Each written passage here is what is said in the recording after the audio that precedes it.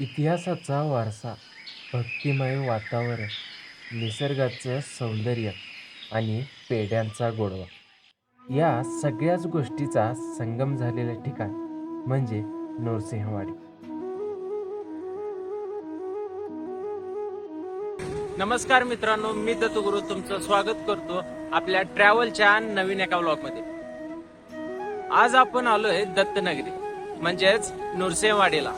चला तर अनुभवूया इथलं नैसर्गिक सौंदर्य आणि भक्तिमय वातावरण.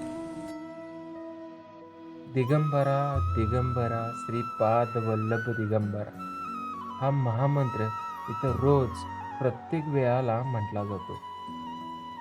याचा अर्थ असा आहे की भगवंताचे चरण पूजनीय आहेत आणि ते विश्वाच्या पोशाखाने सजलेले आहेत. ते परम कृपेने आणि तेजाने सर्वत्र फिरतात आणि जगाला सुख आणि समृद्धीचे आशीर्वाद देतात. तुम्हाला माहीतच आहे, आपल्या गावांमध्ये वर्षातून एकदा यात्रा भरते. खेळणी, शोभेच्या वस्तू, मिठाई, पेढे त्या यात्रेत असतात. तसंच इथं पण यात्रा भरते, ती पण रोज. तुम्ही इथं कधी पण या, तुम्हाला कायम इथं यात्रा भरलेली असल्यागत फील येईल.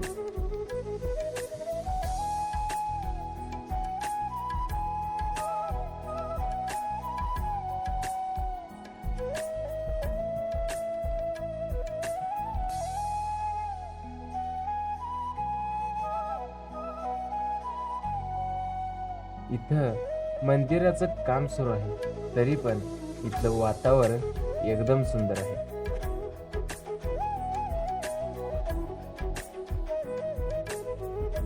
मित्रांनो, आपण आता दत्त मंदिर जवळ आले.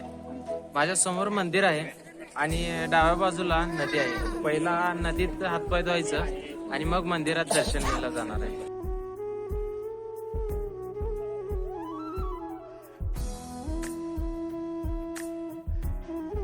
हे मंदिर कृष्णा आणि पंचगंगा नदीच्या संगमावर बांधलेलं आहे. आत मोबाईल शूटिंग करायला परमिशन नाही आहे, त्यामुळे पहिलं दर्शन घेतो आणि मग बाहेरनं मंदिर दाखवतो.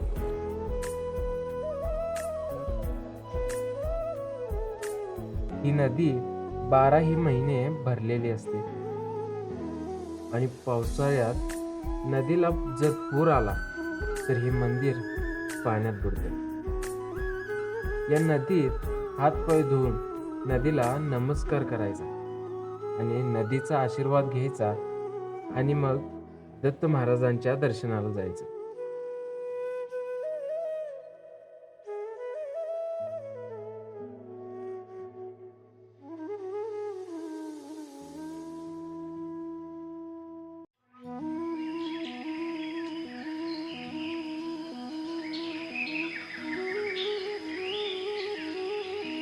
मंदिराचा सगळाच परिसर स्वच्छ आणि सुंदर आहे. तसंच इथं काही नियम सुद्धा आहेत. आपल्याला एखाद्या ठिकाणी गेल्यावर तिथले फोटो व्हिडिओ काढण्याची सवय असते, पण इथं तसं काही चालत नाही. असं दिसल्यास तुमच्यावर कायदेशीर कारवाई होते.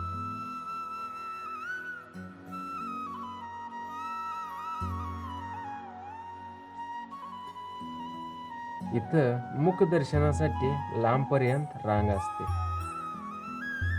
मनाला समाधान मिळावं म्हणून भक्त मंदिराच्या समोर शांत मागचे सगळे दुःख विसरून बसलेले असतात.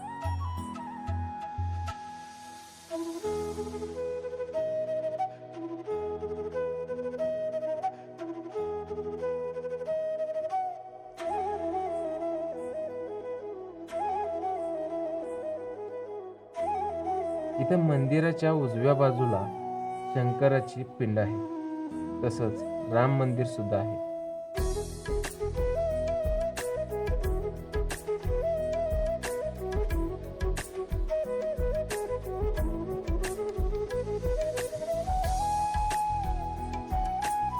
मंदिराच्या मागल्या बाजूला तीर्थप्रसाद असतो. तसं इथं छोटी छोटी भरपूर मंदिर आहेत.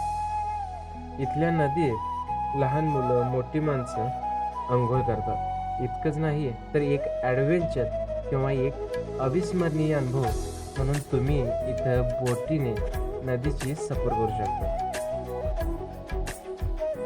खरं तर नृसिंहवाडी हे नाव भगवान दत्तात्रयांचे पूर्ण अवतार श्री नृसिंह सरस्वती यांच्यावरून पडले आहे.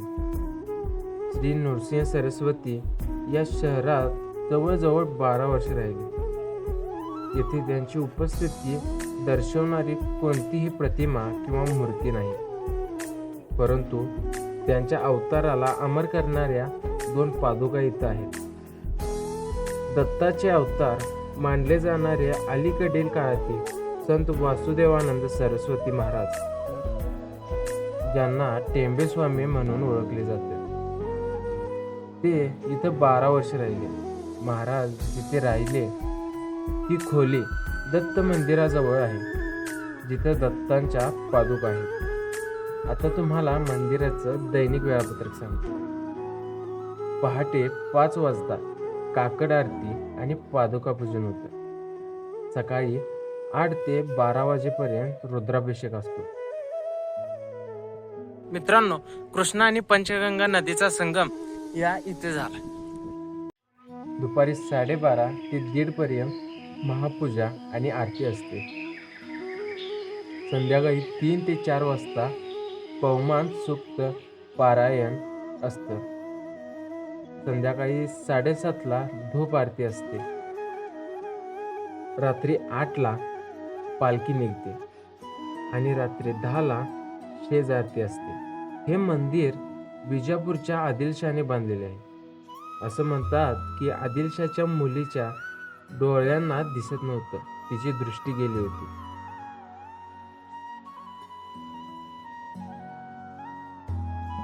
या इथे संगम झालेल्या ठिकाणी महादेवाचं मंदिर आहे. आणि तेव्हा आदिलशहाला कोणतरी सांगितले की तुम्ही नृसिंहवाडीला जावा, तिथं देवाला साकडं घाला आणि नवस मागा, तुम्हाला त्याचा नक्कीच फळ मिळेल.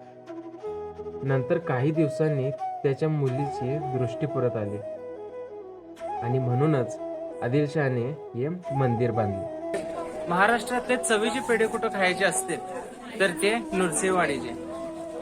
इथल्या पेढ्यांची चर्चा पूर्ण महाराष्ट्रात आहे. आपण आज टेस्ट करणार आहोत इथले पेढे. या पेढ्याचं नाव काय? फिके पेढे. विके पेढे. फिके पेढे. फिके पेढे. कमी साखरेचे. कमी साखर. पेढे घेणार आहे का ताज? पेढे एकदम मस्त आहेत. कधी आला तर फॅमिलीसाठी नक्की इथनं पेढे घेऊन जायचे. त्यांच्यासोबत आता थोडी चर्चा करूया आपण. आपण आता श्री दत्त स्वीट्स मध्ये आहे, त्यांच्याशी थोडी चर्चा करूया. दीदी, या मंदिराचा इथला काय इतिहास थोडा माहिती आहे का तुम्हाला? दत्त महाराजांच्या मनोहर पादुका आहे तिथे. हा. भरपूर भाविक तिथे येतात. रोज लाखो भाविकांच्या इथं पूजा असते, वर्दळ असते. सकाळी पहाटे 4 वाजता, 4:45ला काकड आरती असते. सकाळी 6 वाजता धूप पडतो. 12 वाजता महापूजा असते. हा. दुपारी पवमान असते 3-3:30ला. संध्याकाळची शेजारती असते आणि रात्री 10 वाजता महाराजांची शेजारती असते. फिके पेढे प्रसिद्ध आहेत. आमच्या दुकानाचं नाव श्री दत्त स्वीट्स असं आहे. आमचा कमीत कमी 5 पिढी हा व्यवसाय आहे. हा. आणि कमीत कमी 25 वर्ष या दुकानात बसतात पेढे. हे पेढे तुम्ही स्वतः घरात तयार करता? तुमच्या इथं काय काय म्हणजे पेढे, कुठल्या कुठल्या प्रकारचे पेढे आणि काय काय मिळतात? आमच्याकडे भाजका पेढा, फिका पेढा, मलई पेढा, हा. खवा, बासुंदी, कुंदा, आंबा बंदी, कलाकंद, सर्व प्रकारच्या मिठाई मिळतात. हा. चालेल, थँक्यू.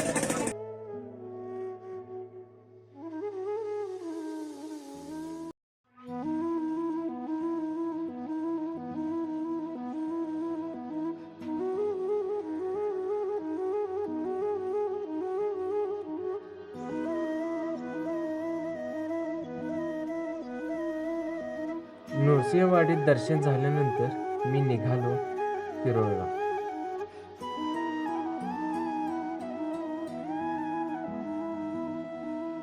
मित्रांनो, आज अचानक प्रवासला जाण्याची कहाणी म्हणजे शिरोळमध्ये शेरची साखर मिळते कारखान्याची. मग ती साखर आणायला जाणार होतो. मग तसंच म्हटलं तिथनं पुढे नरसिंहवाडी जवळ आहे, जाऊन या. त्यासाठी ही आज नरसिंहवाडीची ट्रिप खरं तर घडली आज. तसं ही शेरची साखर मिळण्याची प्रोसेस कशी असते हे पण तुम्हाला दाखवतो.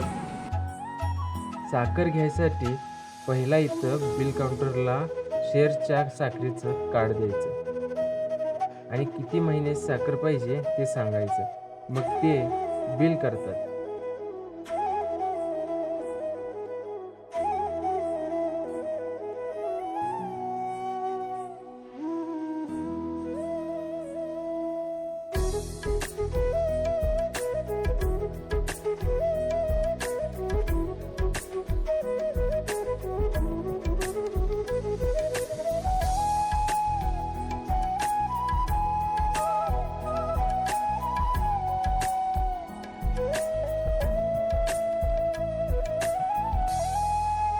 ते बिल घेऊन बरोबर ऑफिसच्या मागच्या बाजूला जायचं.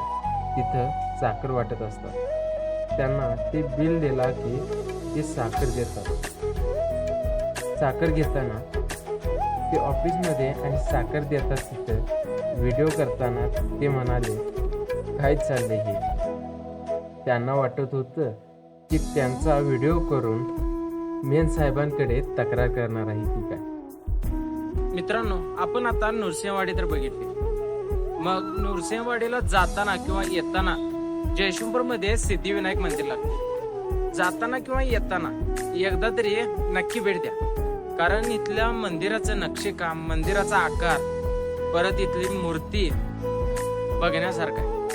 आसपासचा परिसर एकदम असा मस्त आहे. त्यामुळे नक्की आठवणीनं या सिद्धिविनायक मंदिरला भेट द्या. हे मंदिर कोल्हापूरकडून आलेला व शिरोळला जाणाऱ्या बायपास रस्त्यावर आहे. हे मंदिर जयशिंगपूरच्या श्री सिद्धिविनायक ट्रस्टने बांधले आहे.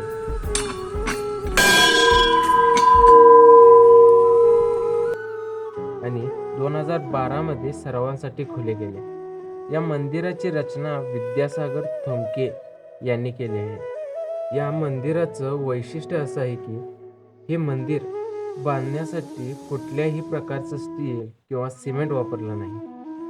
फक्त दगडाने आणि चुनखडीने बांधलेलं. या मंदिराची रचना अशा पद्धतीने केली आहे की गुढीपाडव्याच्या दिवशी सूर्यकिरणांचा अभिषेक मूर्तीवर होतो. मंदिराच्या भोवतीने गणपतीची वेगवेगळी रूपं कोरलेली आहेत.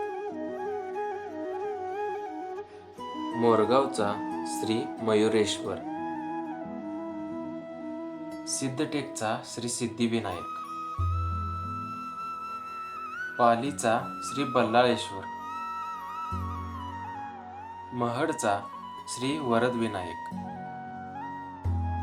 थेऊरचा श्री चिंतामणी, लेण्याद्रीचा श्री गिरिजात्मज, रांजणगावचा श्री महागणपती, ओझरचा श्री विघ्नेश्वर. हे मंदिर बहुकोनी 6 मजली आहे, ज्यावर सोन्याचा मुलामा असलेला घुमट आहे. या मंदिरातली मूर्ती संगमरवरी दगडाची आहे. मूर्ती पृथ्वीवरती विराजमान केलेली आहे आणि शिखराला आकाशासारखं सजवलेलं आहे. जेणेकरून असं दाखवलं आहे की गणपती बाप्पा पृथ्वी आणि आकाशावर आधिपत्य करतात.